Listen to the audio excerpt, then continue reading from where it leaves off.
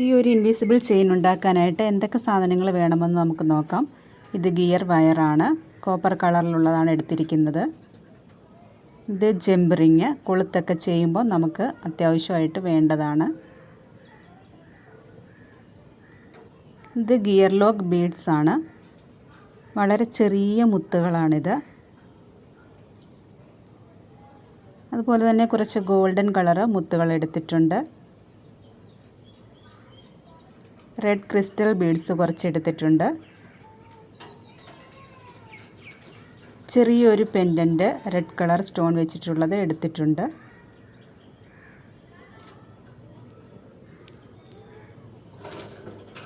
പിന്നെ നമുക്ക് കൊളുത്തിനായിട്ട് ഇതുപോലെ ലോങ് ചെയിനായിട്ട് ഇതുപോലെ വാങ്ങിക്കാനായിട്ട് കിട്ടും. ഇതിൽ നിന്ന് ഓരോരോ ചെറിയ ചെറിയ പീസുകൾ നമുക്ക് എടുക്കാം. നമുക്ക് ഷോപ്പുകളിൽ നിന്നൊക്കെ ചെറിയ പീസായിട്ട് സിംഗിൾ പീസ് വേണമെങ്കിലും നമുക്ക് വാങ്ങിക്കാനായിട്ട് കിട്ടും. ഇത് ഞാൻ കാണിച്ചു തരാം. ഇതുപോലെ സിംഗിൾ പീസായിട്ട് വാങ്ങിക്കാൻ കിട്ടും. ഇനി ഇത് രണ്ടും ഇല്ല എന്നുണ്ടെങ്കിൽ ഇതുപോലെയുള്ള ഒരു കൊളുത്ത് എടുത്താലും മതി. അപ്പോൾ ഞാൻ ആദ്യം കാണിച്ച ജമ്പ് റിങ് അതിൽ അത്യാവശ്യമായിട്ട് ഉപയോഗിക്കണം. ഇനി എങ്ങനെയാണിത് ചെയ്തെടുക്കുന്നതെന്ന് നമുക്ക് നോക്കാം. ഗിയർ വയർ ഇതുപോലെ ഒരു ചെറിയ ഹോളിലേക്ക് ഇറക്കി വെച്ചിട്ടുണ്ടായിരിക്കും. അവിടെ നിന്ന് നമുക്കത് ആവശ്യത്തിനുള്ളത് മുറിച്ചെടുക്കാം. ഓരോരുത്തർക്കും എത്രയാണ് ലെങ്ത് വേണ്ടതെന്ന് വെച്ചാൽ അതിനനുസരിച്ചുള്ളത് മുറിച്ചെടുക്കാം. ഞാനിവിടെ ഒരു 17 ഇഞ്ച് നീളത്തിൽ മുറിച്ചെടുക്കുന്നുണ്ട്. ഇത് കട്ട് ചെയ്ത് കഴിയുമ്പം തിരിച്ച് വീണ്ടും ആ ഒരു ഹോളിലേക്ക് തന്നെ ഇറക്കി വെക്കണം. ഇല്ലെങ്കിൽ അത് അടങ്ങി അങ്ങനെ ഇരിക്കത്തില്ല, വേഗം അങ്ങ് അഴിഞ്ഞു പോവും. അപ്പോൾ ഇനി ഇത് നമുക്ക് മാറ്റി വെക്കാം. ചെറിയ കുട്ടികൾക്കൊക്കെ ആണെങ്കിൽ അവരുടെ കഴുത്തിൻ്റെ നീളത്തിനനുസരിച്ചുള്ളത് മാത്രം നമുക്ക് മുറിച്ചെടുത്താൽ മതി. ഇനി ഇതിലേക്ക് നമുക്ക് ബീഡ്സ് ആഡ് ചെയ്ത് കൊടുക്കാം. ഞാൻ ആദ്യം ഒരു ഗിയർ ലോക്ക് ബീഡ് ഇട്ട് കൊടുക്കുന്നുണ്ട്. അത് കഴിഞ്ഞ് അതിൻ്റെ കൂടെ തന്നെ ഒരു ജമ്പ് റിങ്ങും കൂടി ഇട്ട് കൊടുക്കുന്നുണ്ട്.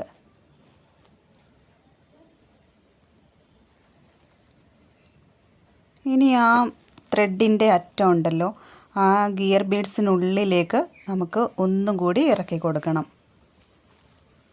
ഇതുപോലെ കണ്ടല്ലോ. ഇനി ഇതിന് ശേഷം അതിനെ ടൈറ്റായിട്ട് പിടിച്ചിട്ട് താഴേക്ക് ആ വയറൊന്ന് വലിച്ചു കൊടുത്താൽ അത് നല്ല സ്ട്രോങ് ആയിട്ട് തന്നെ ഇരിക്കും. ഇപ്പോൾ ഇത് നല്ല ടൈറ്റായിട്ടുണ്ട്. ഇനി നമുക്കൊരു നോസ് പ്ലെയർ വെച്ചിട്ട് ആ ബീഡ്സിനെ ഒന്ന് അമർത്തി കൊടുക്കാം.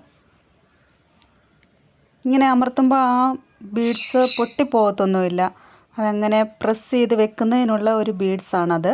അപ്പോൾ ഇത് നല്ല ടൈറ്റായിട്ടുണ്ട്. ഇനി ഇത് അവിടെ നിന്ന് അഴിഞ്ഞു പോകത്തില്ല. ബാക്കിയുള്ള ഭാഗം നമുക്ക് ത്രെഡിൻ്റെ ബാക്കിയുള്ള ഭാഗം നമുക്ക് കട്ട് ചെയ്ത് കളയുകയും ചെയ്യാം. ഇല്ലെങ്കിൽ നമ്മുടെ കഴുത്തേലൊക്കെ അത് കൊള്ളും.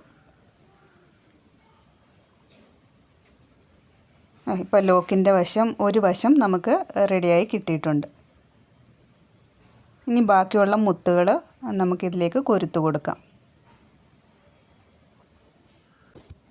ഞാനിവിടെ ഒരു ഗിയർ ലോക്ക് ബീഡ്, അതിനുശേഷം ഒരു ഗോൾഡൻ ബീഡ്, ഒരു റെഡ് കളർ ബീഡ്, വീണ്ടും ഒരു ഗോൾഡൻ ബീഡ്, അതിനുശേഷം ഒരു ഗിയർ ലോക്ക് ബീഡ്, ഈ ഒരു രീതിയിലാണ് ഞാനിവിടെ കൊരുത്ത് കൊടുക്കുന്നത്.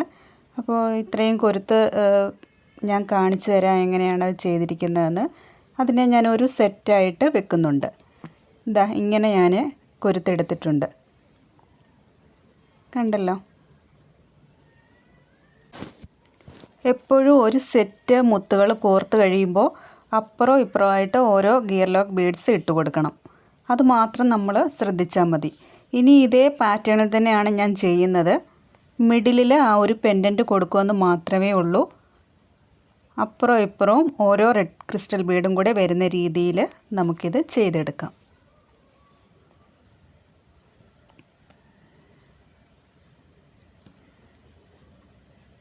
ഇപ്പോൾ പെൻഡൻറ്റ് ഇട്ട് കൊടുത്തിട്ടുണ്ട്. ബാക്കി ഇതുപോലെ തന്നെ ഒരു സെറ്റ് ബീഡും കൂടി ആഡ് ചെയ്ത് കൊടുക്കാം. മിഡിൽ ഭാഗത്തേത് കംപ്ലീറ്റ് ആയി. ഇനിയും സൈഡിലേക്ക് നമ്മൾ ആദ്യം ചെയ്തതുപോലെ തന്നെ ചെയ്തെടുക്കാം.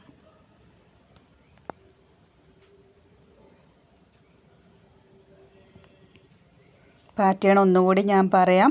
ഒരു ഗിയർ ലോക്ക് ബീഡ്, ഒരു ഗോൾഡൻ ബീഡ്, അതിനുശേഷം ഒരു റെഡ് കളർ ബീഡ്, വീണ്ടും ഒരു ഗോൾഡൻ ബീഡ്, പിന്നെ ലോക്ക് ചെയ്യാനായിട്ട് ഒരു ഗിയർ ബീഡ് ലോക്ക് അവസാനം ഇട്ട് കൊടുക്കുക. പിന്നെ നമ്മൾ ആദ്യം ചെയ്തതുപോലെ തന്നെ നമുക്ക് അടുത്ത വശത്തെ ലോക്ക് ചെയ്യാനായിട്ട് ആദ്യം ഗിയർ ബീഡ് ലോക്ക് ഇട്ട് കൊടുക്കുക, ജമ്പ് റിങ് ഇട്ട് കൊടുക്കുക. ആ ജമ്പ് റിങ് ഇട്ടതിന് ശേഷം ആ ബീഡിനുള്ളിലേക്ക് ആ ത്രെഡിൻ്റെ അറ്റം ചേർത്ത് വെച്ച് നന്നായിട്ട് വലിച്ച് അതിനെ ടൈറ്റ് ചെയ്യുക. അതിനുശേഷം നോസ് പ്ലെയർ കൊണ്ട് ആ ഒരു ബീഡിനെ നമുക്ക് പ്രസ് ചെയ്യാം. നല്ല ടൈറ്റായിട്ട് പിടിച്ചിട്ട് വേണം അവിടെ പ്രസ് ചെയ്ത് കൊടുക്കാനായിട്ട്. നന്നായിട്ട് പ്രസ് ചെയ്തെടുത്തിട്ടുണ്ട്. ബാക്കിയുള്ള ഭാഗം കട്ട് ചെയ്ത് കളയാൻ മറന്നു പോലെ, നമ്മുടെ കഴുത്തിലൊക്കെ അത് കൊള്ളും. അത്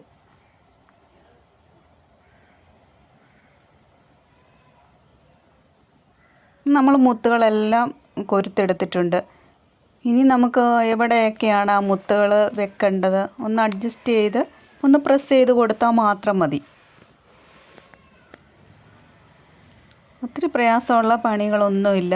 ഈ മുത്തുകൾ കൊരുത്തെടുക്കാൻ മാത്രം ഒരു ശകലം പ്രയാസമുണ്ട്. ചെറിയ മുത്തുകളാണ്, അപ്പോൾ കൊരുത്തെടുക്കാൻ ഒരു ശകലം പ്രയാസമുണ്ട്. അല്ലാതെ വലിയ കുഴപ്പമൊന്നുമില്ല.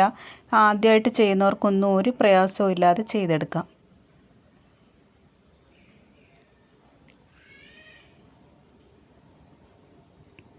ഇതിപ്പോൾ ഞാൻ മിഡിലിൽ ഒരു പെൻഡൻറ്റും രണ്ട് സൈഡിലും ഓരോ സെറ്റ് ബീഡ്സും കൊടുക്കുന്നുണ്ട്.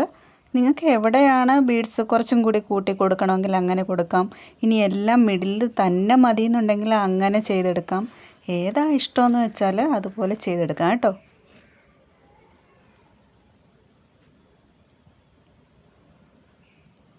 ഈ ഗിയർ ലോക്ക് ബീഡ്സ് എന്ന് വെച്ചാൽ നമ്മൾ അവിടെ പ്രസ് ചെയ്ത് കഴിഞ്ഞാൽ പിന്നെ നമ്മുടെ മുത്തുകൾ അങ്ങോട്ടും ഇങ്ങോട്ടും ഒന്നും നീങ്ങി പോകത്തില്ല. അവിടെ ലോക്കാണത്. അതിന് ഈ മാല ഉണ്ടാക്കുമ്പോൾ ആ ഒരു മുത്ത് അത്യാവശ്യമാണ്. കുറച്ച് വിലയുണ്ട് ആ മുത്തിന്. 5 ഗ്രാമൊക്കെയാണ് നമുക്ക് റീറ്റെയിലായിട്ട് വാങ്ങിക്കുമ്പോൾ കിട്ടുന്നത്. അത് തന്നെ നല്ല വിലയാണ് ആ മുത്തുകൾക്ക്. അതുപോലെ തന്നെ ആ ഗോൾഡൻ ബീഡ്സിനും നല്ല വിലയാണ്. കണ്ടാലെല്ലാം ചെറിയ മുത്തുകളാണെങ്കിലും നല്ല വിലയുണ്ട് ഈ മുത്തുകൾക്കൊക്കെ.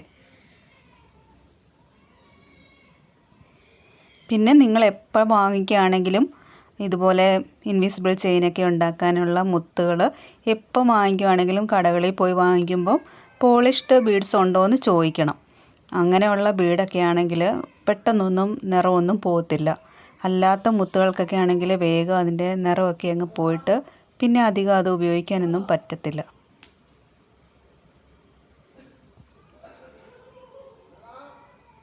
പോളിഷ്ഡ് ബീഡ്സൊക്കെ ആകുമ്പം കുറച്ചും കൂടി വില കൂടുതലാണ്. എന്നാലും സാരമില്ല, കുറച്ച് നാൾ നമുക്കത് യൂസ് ചെയ്യാം. കുട്ടികൾക്കൊക്കെ ആണെങ്കിലും ഒക്കെ കുറച്ച് നാളൊക്കെ അത് യൂസ് ചെയ്യാൻ പറ്റും. അധികമൊന്നും നിറമൊന്നും പോകാതെ നമുക്ക് ഉപയോഗിക്കാം. ഞാനിപ്പോൾ 2 സൈഡിലും ഈ ബീഡ്സ് നന്നായിട്ട് പ്രസ് ചെയ്ത് കൊടുത്തിട്ടുണ്ട്.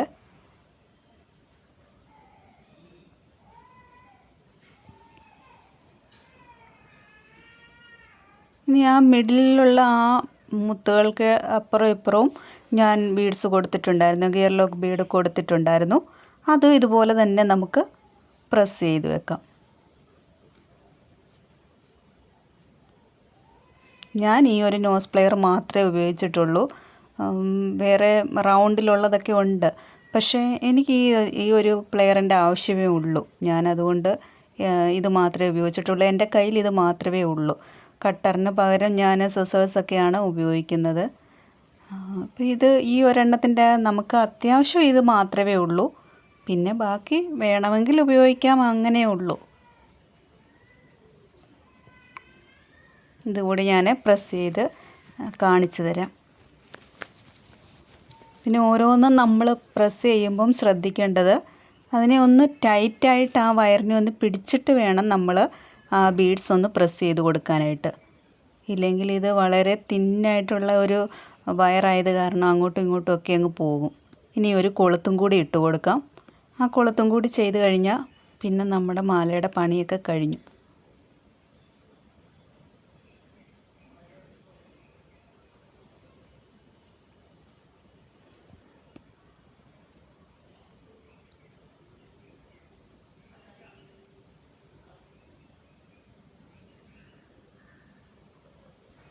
എങ്ങനെയുള്ള കൊളുത്ത് വേണമെങ്കിലും ഇട്ട് കൊടുക്കാം കേട്ടോ. നമ്മുടെ ഇഷ്ടത്തിനനുസരിച്ച് ഏത് കൊളുത്ത് വേണമെങ്കിലും നമുക്ക് ഉപയോഗിക്കാം.